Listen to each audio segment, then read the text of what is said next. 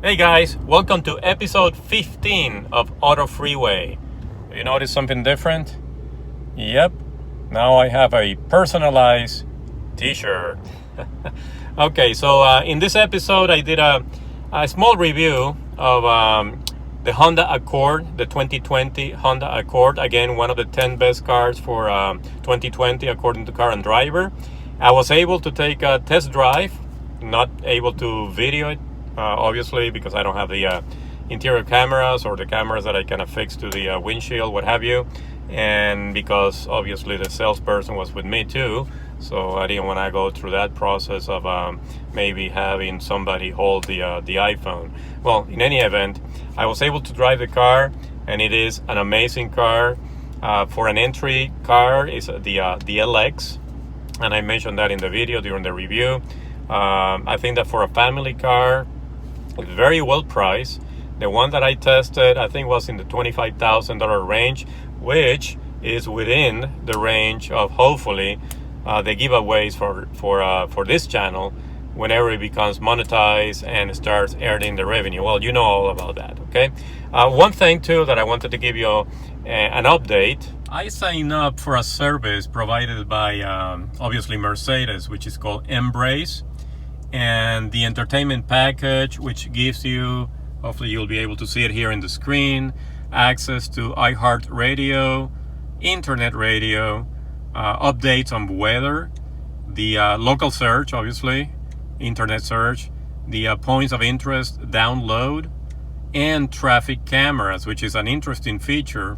You know, if you're going from point A to point B, you put it on your navigation, you can actually access traffic cameras if they are available in that route to see how the traffic is going.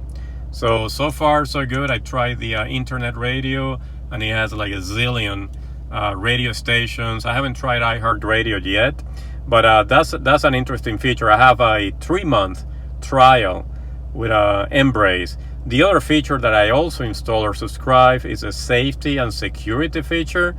I don't know much about it just yet. So I need to talk to the people at Mercedes to see how I access those features. Another thing that I did is I downloaded the app. The Mercedes app is called mercedes-amg, and it allows me to turn on the engine, warm it up. I think it's more applicable to northern climates. So, you know, if you want to warm up the engine and the car, you know, the interior of the car while it's freezing outside, you can do it remotely.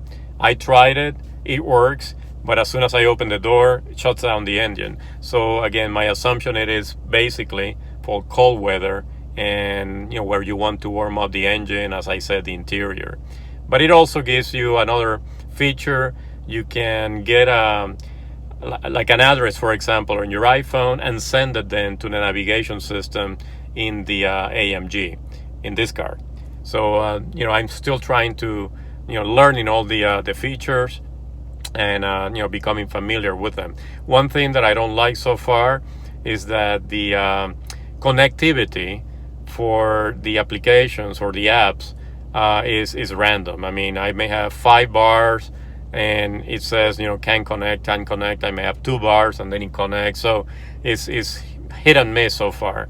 So I still, you know, as I said, in a 3-month trial period, and you know, we'll see how it performs. The other one I signed up, the safety and security, I signed up for 2 years because that's, you know, the offer that they had available. I think it's $270 for the 2 years, but it's a 6-month trial. So if after 6 months I'm not interested, then I can cancel and I get my money back. So we'll see how it works, but it has several features regarding to, you know, if I'm in an accident and the let's say the airbag deploys, Mercedes-Benz will know about it and send emergency service personnel.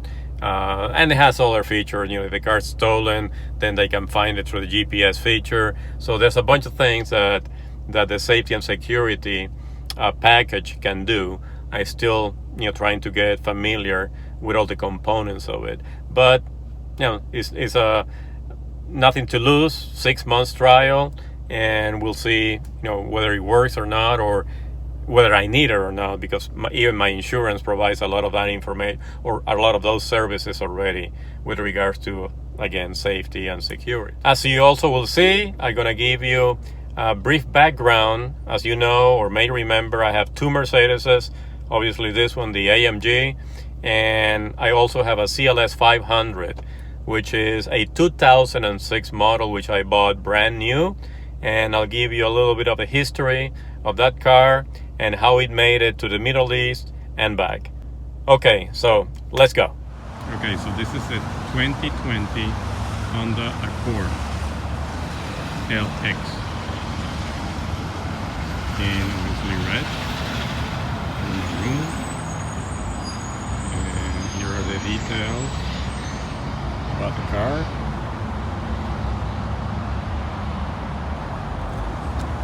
And I was able to drive this one, and it rides very, very well. We are at Honda of Fort Myers. It has very nice lines, ample space in the interior, and I'll show you in a little bit. But ample space. And one key feature, if you follow Car and Driver, you'll know that the Honda Accord has been listed in their top, 10 cars or 20 cars for over 30 years. It's got a bunch of safety features, very good in fuel.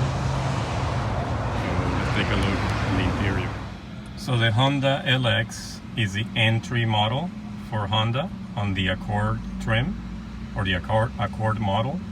And it comes in several trims. It comes in the LX, again the entry, the SX, no, the EX, the SX, and the Touring. The Touring is the top of the line that includes everything that you can think of, basically. This one has a screen, but it's not a touch screen, but it has connections for iPhone or phones, for example. So if you have CarPlay, I think it will display on the screen. Actually, no, I think you have to go to the EX model to be able to achieve that. But it has plenty of leg room, plenty of headroom, and the same applies, to the rear seat. So I pushed the driver's seat, not all the way back, but basically where I was comfortable. Once again, I'm 6'1", and this is how much leg room I still have in the rear seat, just behind the driver's seat. Is at least, I would say, 8 inches, if not a little bit more. So very, very comfortable in the back. The seats are cloth. Leather comes on the EX model and above. There is no sunroof on this one, but you get it as an option on the EX, or actually standard on the EX. So this is a very, very nice sedan, very comfortable. Gas mileage is about 33, I think. Yeah, 33 combined. And as I said, I was able to drive it. One of the things that I said is I'm considering a car for my daughter, which is true. And for one of my daughters, the youngest one, still going to college. So this is a good option. We also took a look at other cars, the Civic and the CR, I think it was, or HRV, which is a like a crossover. But this one is a very, very nice car. Highly recommended as an entry model, and the price is right. I mean, it's for a 2020. The price is, the base price of MSRP is $24,800, and then with some of the dealer options, there aren't that many. Just a perma-plate, which is an appearance package, basically paint protection and interior protection. It goes to $25,699. Definitely a car that is within the scope of the channel in terms of giveaways. If somebody would want this car. And this is the same Accord, but now in the hybrid.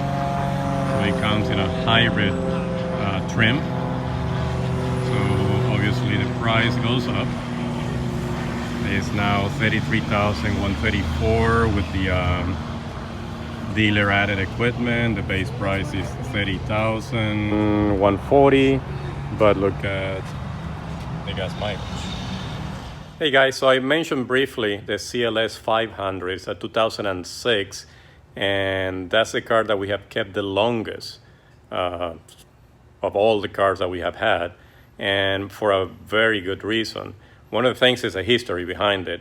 I mentioned that I bought it brand new in 2006, and it was the first year that this model came out. And one of the marketing gimmicks of Mercedes was that it was the first four-door coupe in the world. So obviously it's a sedan, but they referred to it as a coupe just because of the aerodynamics and the smooth lines of the car. Other than, scratches and dings here and there, the car is in great condition. Unfortunately, we were caught up on a sandstorm coming back from Qatar one day, and the front bumper kind of got sandblasted, so it has lost some of its color. So this car has basically gone through a lot. So I said I bought it in 2006, and then a couple of years later, when I got the opportunity to go to the Middle East, then I decided, well, it was worth it to take it with us. Shipping wasn't that expensive. Basically, we were in New Jersey. So from New Jersey all the way to the Middle East, specifically Saudi Arabia, it was only $1,250. The insurance, which was optional, was as much as the shipping itself, okay? So, but the car arrived in perfect condition, just dusty, even though it was inside a container. I think that the dust was mainly because it was outside before it got shipped and outside after it got shipped. So, it accumulated a lot of dust. But other than that, it was in great condition. And, the main reason that I took it, well, it was fairly new, only 2 years old. Had I sold it, I would have lost 45%, 35, 40% of its value. So given all the safety features, I decided to take it with us, okay? And one thing about driving in the Middle East, but particularly in Saudi Arabia, a fender bender there is defined as at least 2 people dead, okay? So every time that I drove, there was an accident. Every single day, there was at least one accident where, as I said, at least 1 or 2 people, if not gravely injured, they were dead, basically. They died during the accident. In one of those opportunities, I was driving north on one of the highways, and on the other side, coming south, I saw this car almost in slow motion. It hit the median, which was a concrete median, and it basically flipped over on the highway. So whoever was driving, and definitely passengers, because using seat belts there is not mandatory or compulsory. So I'm sure at least the driver, definitely, but most likely also passengers in that car just die, basically. And that's a common thing that happen on a regular basis in Saudi Arabia. Things have changed. Now they allow women to drive, so things have maybe gotten a little bit better in terms of aggressive driving. I'm not sure about that. But that's one of the reasons that I took this car, because it has so many safety features. So basically it's an envelope. There is an accident, it has like 1, 2, 3, 4, 5, 6 different airbags that will deploy depending on where the collision takes place from. So that was very important. Anti-lock brakes, a bunch of other features. It has a 5.0-liter engine, V8, that provides about 302 horsepower, and I think it's 260 or so pounds of torque. I'm not sure about those figures. But it had the engine that I needed in terms of power and be able to drive fast when I needed to, and basically a good all-around car, a family car. It only fits 4. It has 4 seats. The median in the back is more like a storage area, convenience area. So that's one of the maybe deficiencies in terms of a sedan, family car. And the interior is in perfect condition. Some of the areas, like for example, the steering wheel leather, shows a little bit of wear, but nothing dramatic. The seats, which are all leather, are in perfect condition. Even the wood trim is in great condition. The top, everything is in good condition. So on the interior basis, is like a brand new car, basically. It has some very nice stylized lines and contours, and it makes it a very, very attractive vehicle. So yeah, that's a little bit of the history of the CLS 500. Let me know if you want to know more about it. But it has been a very reliable car. I think it's time at 104,000 miles to maybe think about changing it. I know that my wife is the one who drives that car all the time, basically, or most of the time. So we're thinking about changing it, replacing it. We're not sure. I would like to go for another Mercedes, but I don't know if we're gonna go for that. She would like to get a hybrid, eventually an electric vehicle. But I think that the main consideration right now is probably a hybrid. I know that Mercedes, I believe, makes a hybrid. I need to search that. But we were looking into the Toyota hybrids, the Honda hybrids, the Kia hybrids, a bunch of other hybrids. So, and even the Honda. The Toyota Prius, which is one of the test drives that we did, may be a consideration. I'm not sure. I think that she likes a little bit of a bigger car, maybe like a crossover, small SUV, but definitely a hybrid. So that's in consideration. And that may be one of the videos in the future as we replace the CLS for a new car. That may be one of the videos in the future, the deciding factors as to the selection process, selecting a car, and so on and so forth. Okay, so until the next one, peace.